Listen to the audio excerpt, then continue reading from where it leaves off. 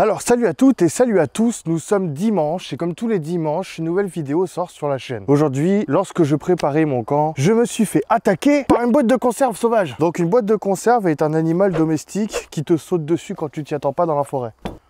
Elle courait dans la nature?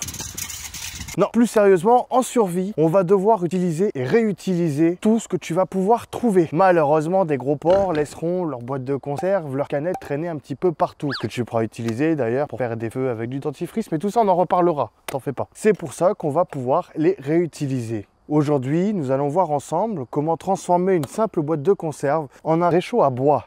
Et je te montrerai aussi sur une prochaine vidéo comment faire un réchaud à alcool. Toujours pareil avec une autre boîte de conserve. C'est parti.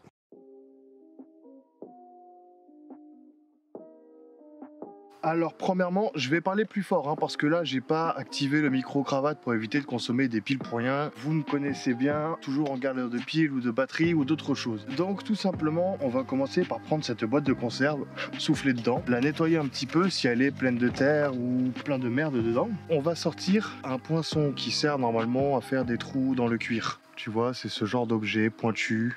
Donc premièrement, on va commencer par percer la boîte de conserve de petits trous pour faire l'aération. Parce qu'un feu sans oxygène, il meurt.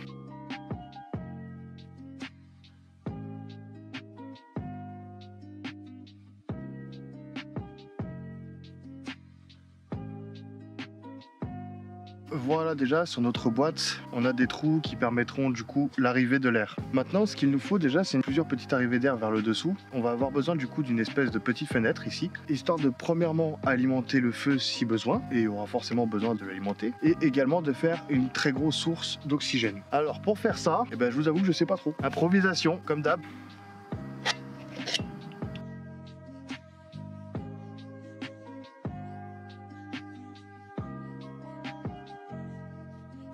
J'ai fait 4 petits trous, mais je pense que je vais devoir l'agrandir, mais ça je pourrais y faire après. Donc on va commencer déjà par agrandir ces trous. Je rappelle, nous sommes en situation de survie, nous n'avons pas les outils qu'il nous faut. Sinon j'aurais utilisé une scie ou une connerie dans le genre. Tous les débris qu'on va faire, on les mettra à la poubelle en partant, bien entendu, c'est important de ne pas salir la nature.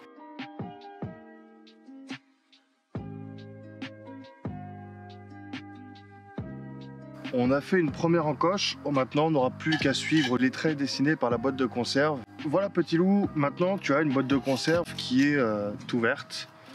On va limer légèrement ce qu'on peut avec une lime si tu as une lime. Ça va te permettre du coup d'éviter de te faire mal tout simplement pour alimenter ton feu ou autre.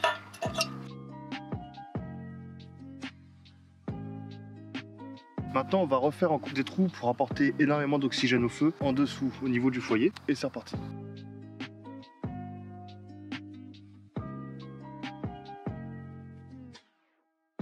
Maintenant, on est percé ici, on est percé en haut. Je vais rajouter un tout petit peu de trous par-ci, par-là. C'est toujours histoire d'apporter un maximum d'oxygène. Voilà, maintenant, je vais repasser dans chacun des trous en allant jusqu'au bout du poinçon, histoire de bien élargir tous les trous. Ah, je suis choqué. Histoire d'avoir vraiment au maximum d'oxygène. Et voilà petit loup, comment on a pu recycler une boîte de conserve pour en faire un réchaud. On va le tester de suite pour vous montrer. Du coup pareil, je vous ferai une petite vidéo pour vous expliquer comment est-ce qu'on peut faire un feu. On va y foutre de l'herbe au fond. Et ensuite on va y mettre du petit bois.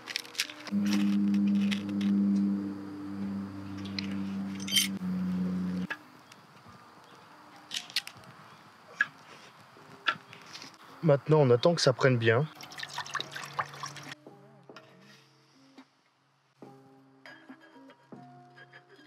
Au bout de 5-10 minutes environ, on a de l'eau. De l'eau qui est assez bonne pour faire une petite infusion.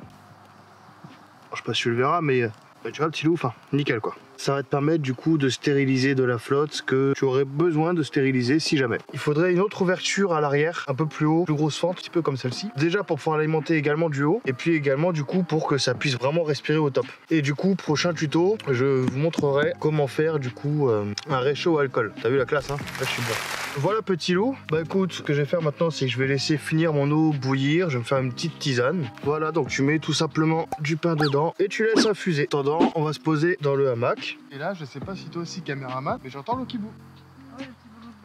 Oui, le petit blablabla, comme tu dis, c'est l'eau qui bout. Et c'est signe que l'infusion ne va pas tarder à être prête.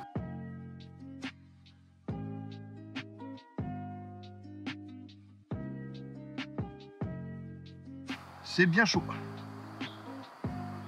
Voilà, sur ce mon petit loup, je te souhaite de passer une bonne fin de dimanche. Je te remercie d'avoir regardé cette vidéo. Si elle t'a plu, n'hésite pas à lâcher un petit pouce bleu, ça fait toujours plaisir. Si jamais tu comptes lâcher un petit pouce rouge, n'hésite pas non plus, juste si tu peux le justifier dans les commentaires, que je puisse savoir ce qu'il faut que j'améliore sur cette chaîne. Et je te dis à dimanche prochain pour une prochaine vidéo.